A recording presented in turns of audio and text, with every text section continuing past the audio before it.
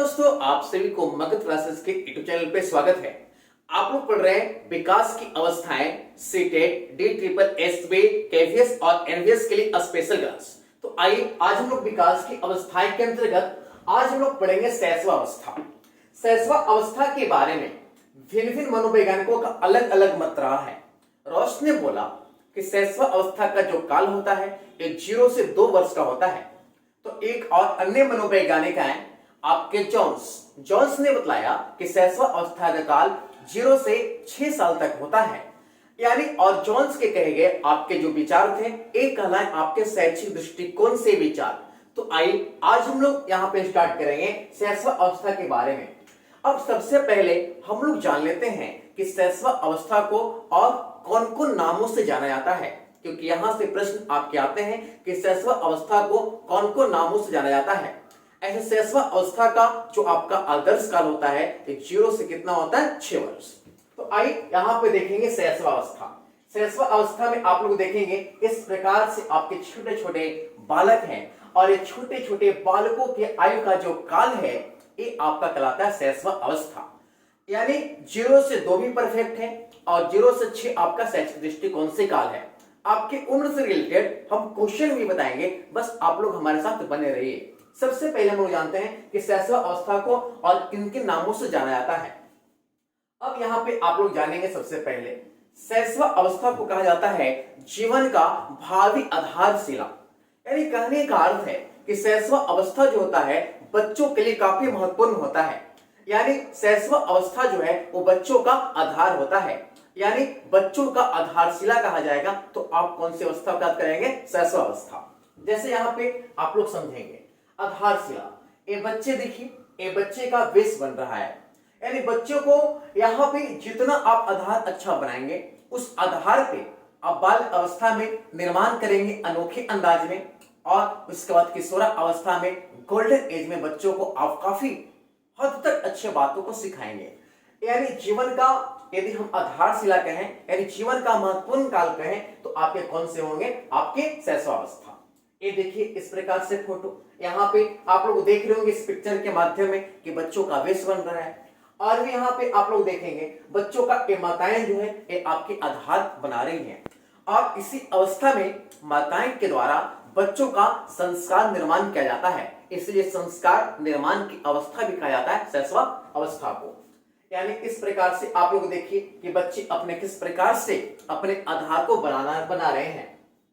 अब इसके बाद आधार बनने के लिए जो आपकी अवस्थाएं हैं वो शैशव अवस्था है। इसलिए मैंने कहा कि जीवन का यदि सबसे महत्वपूर्ण काल है तो आपका कौन है? शैशव अवस्था। अब इसके बाद जानेंगे अगला इसका नाम क्या है? सीखने का आदर्श काल। यानी शैशव अवस्था जो होता है छोटे बच्चे होते हैं वो कच्चे मिट्टी के बने होते हैं।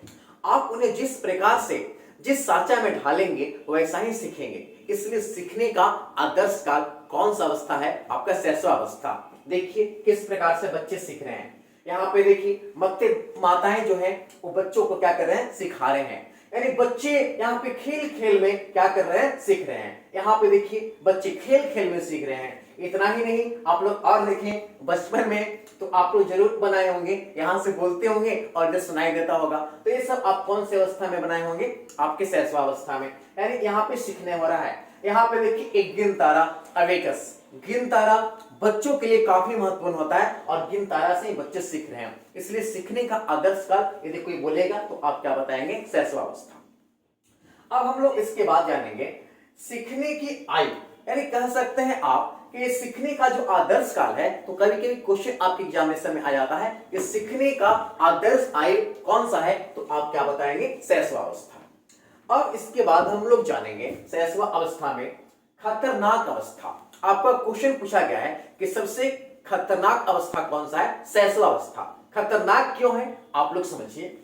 देखिए आप इस पिक्चर में बच्चे जो है आपको सेब काट कर देखकर बच्चे भी सेब काटने लगता है, और सेब काटने के दर में उसके हाथ उसके पैर कट जाते हैं। इसलिए खतरनाक अवस्था कहा जाता है। और छोटे से बच्चों को काफी आपको केयर करने की आवश्यकता होता है। यानी इस प्रकार से आप देखिए, आप घर पे नहीं है और छोटे बच्चे अपने प्लेट में सेब काट रहे हैं और सेब काटते काटते उनका हाथ भी कट जाता है, इसलिए खतरनाक अवस्था कर सकते हैं। यहाँ पे बच्चियां भी कम नहीं है, इस प्रकार से देखिए सेब काट रही है। यानी इस उम्र में बच्चों पे 100% आपको ध्यान देना चाहिए, नजरअंदाज बिल्कुल ना करें। नजरअंदाज करेंगे तो बच्चे यहाँ पे देखिए इलेक्ट्रिक आयरन है यहाँ पे, या इलेक्ट्रिक स्विच है जो आप लोग देख रहे हैं, आप घर पे नहीं है। यहाँ पे भाई और बहन है, इलेक्ट्रिक प्लग को क्या कर रही है, बोर्ड में लगा रही है और यहाँ पे करंट का फ्लो हो जाएगा, तो इसके लिए भी बच्चे का जान जा सकता है। इसलिए शैशव अवस्था में प्रत्येक माता पिता को बच्चों पर ध्यान रखना चाहिए। इतना ही नहीं, आप लोग देखिए, आप घर पे नहीं है, बच्चियां तो अनुकरण करते, इस अवस्था में अनुकरण के माध्यम से सीखता है बच्चा। अनुकरण करके यहाँ पे देखिए प्लग को लगा दी और आयरन को धिका दी, यहाँ पे आयरन हीट हो गया, तो हीट होने के बाद क्या होगा, हाथ जल जाएगा, इसलिए खतरनाक अवस्था कहा जा रहा है। इतना ही नहीं, आप देखिए बच्चों को आप लेकर और आप यहाँ पे सो गए, ये आपका डोलू मोनू सोनू है, और आप सो गए और बच्चे खिड़की पर चढ़ के बाहर गिर गए, ड्राउन, इसलिए खतरनाक अवस्था कहा जाता है। इसलिए छोटे बच्चों को ज्ञान नहीं होता है, वो नहीं समझ पाते हैं यहां से गिरने के बाद क्या होगा। इसलिए प्रत्येक माताएं पिताओं को इस होली के शुभ अवसर पर अपने बच्चों का, छोटे बच्चों का ख्याल रखना है, क्योंकि एक बहुत खतरनाक अवस्था होता है। इतना ही नहीं, आप लोग देखिए, आप घर पे नहीं है, छोटा बच्चा टेबल पर चढ़कर किचन से सामान उतारने लगा और उस दरमियान गिर गया, तो इस ये आपका कौन सी अवस्था है, खतरनाक अवस्था। बहुत सारी घटनाएं होती रहती है, जैसे आप क्या करें, सुई धागा सिल रहे हैं, आप नहीं है, बच्चा भी आपने सुई हाथ में घोंप लिया, यानी क्या चुभ गया सुई उसके हाथ में, तो क्या हुआ, दर्द हुआ। यानी सबसे खतरनाक अवस्था कौन सा, आपका शैशव अवस्था।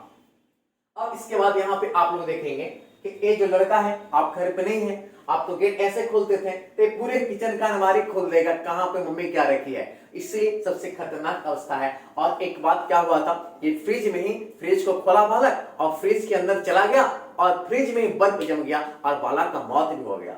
इसलिए प्रत्येक माता पिताओं को इस अवस्था में बच्चों को ध्यान रखना चाहिए। अब इसके बाद हम लोग बात करते हैं प्रिय लगने वाली अवस्था।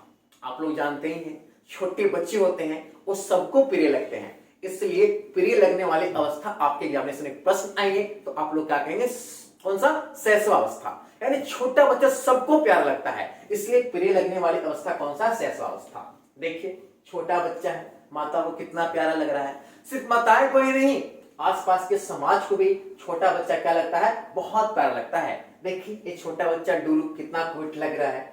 इसके बाद यदि देखें तो बच्चियां भी कम नहीं है, बच्चियां तो और क्यूट लगती है, यानी प्रिय लगने वाली अवस्था कौन सा आपका हो गया, शैशव अवस्था। यहाँ पे अब उसके बाद देखेंगे नाजुक अवस्था। मैंने आपको बताया खतरनाक अवस्था, खतरनाक अवस्था के साथ साथ शैशव अवस्था जो आपको नाजुक अवस्था है, छोटे बच्चे होते हैं, उनका ध्यान रखना माता पिता का काम होता है। यदि थोड़ी सी गलतियां करते हैं तो बच्चे का इस उम्र में बहुत ज्यादा तबियत खराब होता है, यानी उसमें 100% माता पिता को ध्यान रखना पड़ता है। अब देखिए नाजुक अवस्था क्यों है, यहाँ पे देखिए छोटा बालक है, माताएं किस प्रकार से अपनी गोद में लेकर सुला रही है। यदि कोई नए नवेले जो होते हैं वो बच्चों को रख रखाव में क्या करते हैं, तकलीफ पहुंचा देते हैं, तो बच्चे कष्ट में आ जाते हैं और बच्चे का तबियत भी खराब हो जाता है। यहाँ पे आप लोग देखेंगे इस प्रकार से माताएं जो हैं बाबू को जॉनसन पाउडर लगा रही है, यानी यहाँ पे बिल्कुल नाजुक है। इस अवस्था में माताएं को 100% ध्यान रखने की आवश्यकता होती है। अब आप लोग देखिए किस प्रकार से माताएं बच्चों को किस प्रकार से स्नान करा रही है, किस प्रकार से यहाँ पे बच्चे से प्यार कर रही है, यानी जितना बात हम बोल रहे हैं ये सारे आपके नाजुक अवस्था के अंतर्गत आ रहे हैं। इसके बाद यदि हम लोग बात करें तो शिशु के पोषण की कहानी मैं आपको बता दूं कि जन्म के 6 माह के आयु तक शिशु को केवल मां की दूध पिलाएं, पानी भी नहीं। मां का दूध 6 मास की आयु तक शिशु के लिए संपूर्ण आहार है। अब उसके बाद हम लोग जाने कि बीमार शिशु को अधिक स्तनपान कराएं, यानी जो भी शिशु बीमार है तो माता का दूध उसे अधिक पिलाएं। मां के दूध में शिशु के विकास के लिए सभी पोषक तत्व मौजूद होते हैं, यानी बाहर से किसी भी प्रकार का पोषक तत्व देने की आवश्यकता नहीं है, यानी एक संपूर्ण आहार के रूप में इस अवस्था में माता का दूध होता है। और इस अवस्था को हम लोग कौन सी अवस्था कहते हैं, नाजुक अवस्था। अब इसके बाद हम लोग बात करें छोटे बच्चे जो होते हैं ना, वो अपने मन के मौजों में विचरण करते रहते हैं, अपने आप में मस्त होते रहते हैं। क्या घर मेरा, क्या तेरा, क्या तुम्हारा, यानी कहने का अर्थ है उनको ये सब कुछ करने होता है, अपने मस्ती में क्या रहते हैं, लीन रहते हैं। यानी जब आप भी छोटे थे ना तो आपकी भी नाव जो थी ना वो समुद्र में तैरा करती थी। आपको याद है ना बचपन वाला कहानी, जब छोटे नाव आपका भी पानी में तैरा करता था। इसीलिए कहा जाता है मन के मौजों में विचरण की अवस्था कौन सी, शैशवावस्था।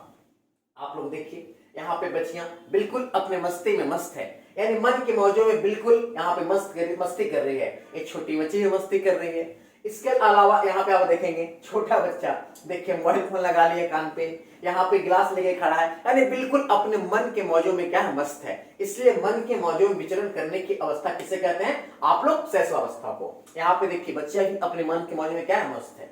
अब इसके बाद हम लोग बात करते हैं यहाँ पे ये जो देखिए बच्चे हैं, ये भी बहुत ध्यान लगा के अपने मन में मस्ती है। छोटा बच्चा अपने आप बोलते रहता है, अपने आप कुछ ना कुछ करते रहेगा, यानी मन के मौजों में विचरण करता है। कौन सी अवस्था में, शैशवावस्था में।